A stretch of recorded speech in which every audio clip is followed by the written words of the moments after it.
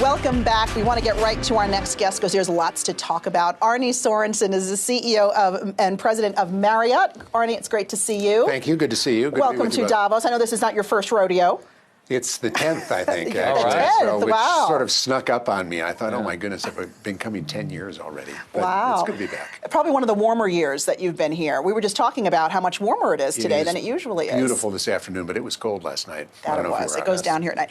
You know, your business is sort of seen as a barometer of the health of the economy. We know the consumer, it was really the pillar of this economy last year.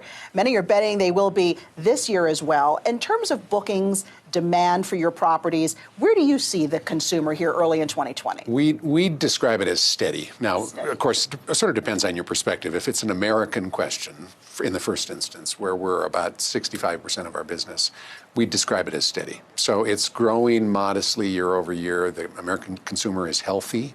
American corporates are healthy. Obviously, our business depends on business travel, meetings, and vacations or leisure travel. So all of them are relevant. Varies a little bit market by market. We wouldn't say that, as confidence built at the latter part of 2019 and into 20, we suddenly have seen a movement up, but we have seen a good steadiness and growth. Sorry, a lot of people ask you about Airbnb, but I just want to ask you about that competitor. And you guys have sort of gotten in the game with some short stay activity yourself. Talk to us about what's going on there. Yeah, of course, we've been watching this home rental space, shared economy space for some time. And what Airbnb and a few others have done is start this network, in effect, of hosts and guests who mutually rate each other, looking often for a great financial deal, a cheap place to stay, and they've grown very quickly. We've watched it, of course, from the distance. We've known one thing for certain from the beginning, which is if Marriott were in the business exactly the way the others were in, customers would never forgive us a bad experience. Because we bring a reputation of quality, and so we knew that if we ever got in this space, it would have to be brandable, right? We'd have to be able to say we can stand behind the experience that's being delivered. The second thing is we've never been in the lowest price segments of the hotel business. It's not really our model. And so simply to provide the cheapest place to stay was not of interest to us. But over time decided, you know what, we can participate in the higher end of that market, not luxury only, but quality, multiple bedrooms. So we think about families staying with 3, 4, 5 bedrooms, something like that, and wanting to have a quality experience connected to the loyalty program, which we can bring. And that's what we started last year. And this would be sort of connected to tourism then, and vacations. Overwhelmingly about leisure travel. Yeah, right. Absolutely. And we've found already that 95% of the folks booking through us are our loyalty members. So they can earn points, they can redeem points, and they can say, I know I'm going to get a quality experience from that stay. You talked about business in America and the consumer being steady, as you describe it. What about other areas of the world where you do business? Are there some pockets of weakness that you're seeing? Yeah, and I mean, it won't surprise you. The weakest substantial market we've got today is Hong Kong. Hong Kong. And so if you look at the protests had January something to do with that, this year compared to January of last year, which was before the protests began, the month's not over, obviously. I don't know what the numbers will be, but I would guess we'll be down by half, something like that. You look at the rest of the world, and there's nothing that dramatic. China slowed a bit in 2019, but was still positive growth year over year. And depending on what part of the country you're talking about, Beijing was strong throughout. And there's every reason to believe now that China, with the trade deal, will probably firm a bit more going forward. Europe's been quite steady, actually stronger year-over-year performance than the United States. What is your take on President Trump? I don't know if you had an opportunity to hear him today.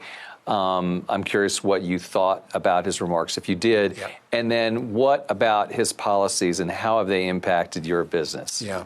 I didn't see the speech today. So, and of course, a few folks have described it to me, but I'm not sure that that's How did they describe it to that's you? enough to be even worth repeating. Yeah. Okay, right? okay. But I, as I understand it, it was about the strength of the United States economy. Right. Yes. And I think we could pause and say, okay, when he was elected in 2016, we were already in year 6 or 7 of the recovery. We're still growing. That's a pretty remarkable thing. And this recovery is now as long as any modern economic recovery that the United States has had. And so I think that's a real positive. I think when you talk about policies relevant to us, I've had one official meeting with him in the White House with a bunch of folks in the travel industry. And the purpose of that meeting was to say, Mr. President, your voice is heard in the rest of the world as we don't really want you to come here. And I'm not talking about immigration. I understand immigration is a very complex issue, but talking about travel, people coming to take vacations or to do business in the United States. And there's great economic opportunity in the United States. It's an export every time somebody comes to the United States, leaves their dollars here and heads back home. And we could use policies and promotional behavior that continues to make the United States an attractive destination. Is the percentage of international travelers, has that gone to the U.S., has that gone down during the president's administration? The U.S. share of global travel has gone down. And so when you look at where the new middle class in China is going, or the new middle class in Africa, there are lots of new travelers around the world. The U.S. is very attractive to many of them because they know New York and they know L.A. and San Francisco and Miami, these great destinations. They know the parks, but they also know Paris and Rome and London and these other places. And more, I think we're seeing folks choose some of those other destinations rather than the U.S. destinations. And Arne, on a personal level, I know a lot of people watching, and us here too, were concerned about your health. Yep. You had announced that you were stage 2 pancreatic cancer. You were going to get treatment for it. Yep. You had surgery.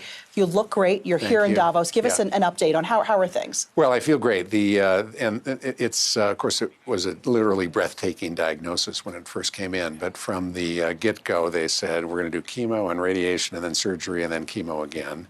And it's gone exactly the way the plan was. I had surgery in November. They were digging around in there for 7 hours, so it was not an insignificant deal. But it went well. The surgeons felt good about it. I feel good. I feel very optimistic. I've worked throughout, which is something I'm grateful for. It's amazing that you really have not missed a beat. And in part because I love what I'm doing, and in part because you got to lead your life. Yeah. Great advice. We're going to leave it there. Arne Sorenson, thank you so much. Thank you. It's a pleasure. Good Thank you. you. Thank you, Arne. It's so great you're doing well. Thanks for joining us. Yeah, good to see you.